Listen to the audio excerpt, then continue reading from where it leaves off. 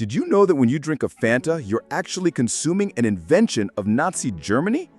Take a look at this innocent, orange, bubbly drink. Refreshing, isn't it? Well, what if I told you that this soda was, in fact, one of the biggest inventions of Nazi Germany? But wait, there's more. What if I told you it was made from whey and apple fibers? Yes, the leftovers. This is the mind-blowing, unbelievable but true story of Fanta. It all began in 1930s Germany. People loved beer, yes, but surprisingly, they were also crazy about Coca-Cola. Imagine, Coca-Cola trucks were even present at Hitler's rallies.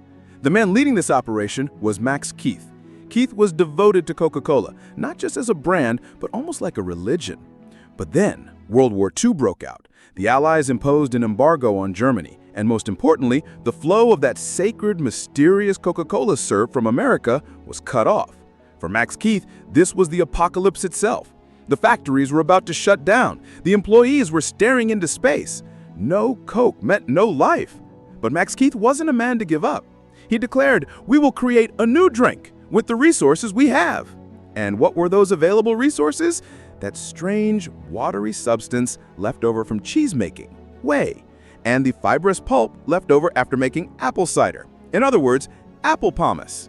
In short, they were trying to create a miracle from the leftovers of the leftovers. This strange concoction also needed a name. Keith turned to his sales team and said, "Use your imagination, unleash your fantasies." In German, imagination is Fantasie. A salesman at the meeting named Joe Knipp suddenly shouted, "Fanta!" This was it. To name a drink made of whey and apple pomace, fantasy. This wasn't marketing, this was art. And it worked. Since there weren't many other beverage options left in wartime Germany, Fanta suddenly took off.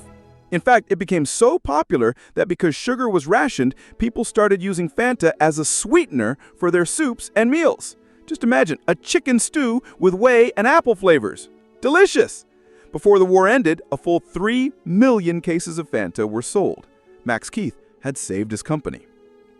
The war ended. That strange, yellowish, apple-flavored Fanta disappeared. But Coca-Cola didn't forget the name. In 1955, in Naples, Italy, they created a brand new drink with local oranges. And what name do you think they gave it? Fanta, of course. They already own the copyright, so why let it go to waste?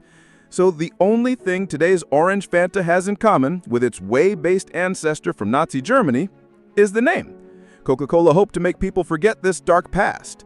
They even ran an ad in 2015 with the slogan, "The Good Old Days," and then had to apologize, because the internet never forgets. So, that's the mind-blowing true story of Fanta.